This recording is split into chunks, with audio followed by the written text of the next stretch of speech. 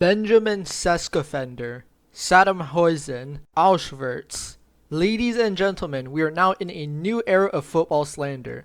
Names like Pessi and Pinaldo are now just slaps on the wrists. Meanwhile, if you so much as misplace a pass, you get named after the worst people this planet has ever seen. Also, this Sora AI stuff will do irreparable damage to society, especially to footballers after a subpar performance. But as funny as they may be, I feel like not a lot of people are giving enough leniency to all of the new transfers this season when they aren't starting off on a high note.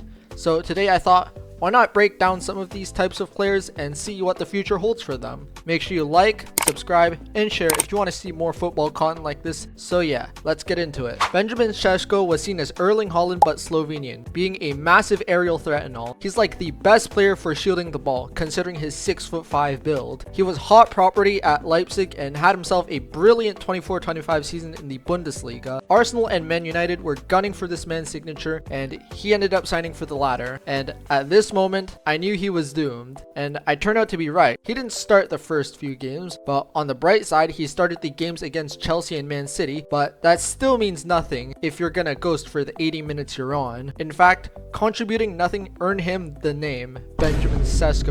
That's a crazy name, by the way. The only full 90 minutes he's played was that humiliating loss to League 2 side Grimsby Town, where he was 10th in taking a penalty. £70 million down the drain, just like that. But he may pick it up from here, as he scored in his last 2 games and might do it again this weekend. Looks like Bruno Fernandes doesn't have to carry the entire team on his back again. Florian Wirtz was one of 2 big signings of the summer for Liverpool for 150 million euros. Having been the main star in Bayer Leverkusen's invincible run, he would decide to make the jump to Merseyside, and for that price, you'd expect him to be great right off the bat, but no. 0 goals, 0 assists, and 9 games played. Forget 007, he's going for a world record of being absolutely garbage. And it gets to a point to where serious media stations are implementing social media memes. Actually, wait, he did get 1 assist in the Community Shield, but that would be like me saying, yeah, I got arrested for shooting a kid, but at least I'm not Hitler, because things like that don't matter in the bigger picture. In other words, there are about 1,000 other things I'd care about more than that trophy. How can Liverpool accommodate him better? Well, from what I've seen,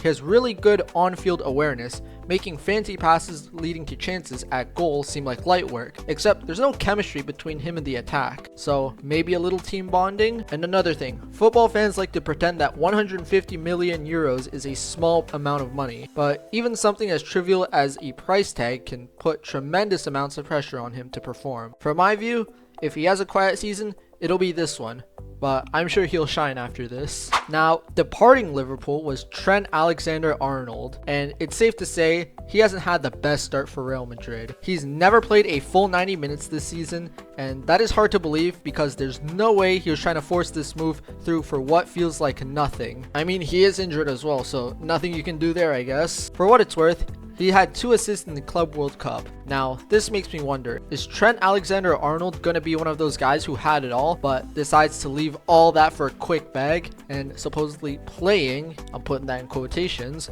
with better players when he rides the bench most of the time? Probably not, but there's a lot of evidence for him to have a quiet season. I am actually quite surprised he doesn't have a slander name yet. Finally, I want to talk about Victor Gyökeres. Sure, he may not score every week because he isn't playing a bunch of Portuguese teams anymore, but there's a reason the Premier League is the best in the world. Sure, he may have had a flimsy performance against Man United in game week 1, but after that, he scores 2 goals against Leeds. I think people fail to see the bigger picture, that you can't just hop into a team and expect to do well, or that is an extremely rare case. It's like starting a new job. You gotta work your way through the ranks, you know what I mean? Like bond with your coworkers and stuff. Talking about Victor Gyökeres, or hair flick merchant, I mean, to be fair, he does flick his hair a lot. It's like he knows when the cameras are on him. He isn't the best with his headers, but give him more chances and he'll easily be up there with Erling Haaland and Julian Alvarez in terms of skill this season. Basically, all I want to say is you normally can't expect anybody to start off as a superstar,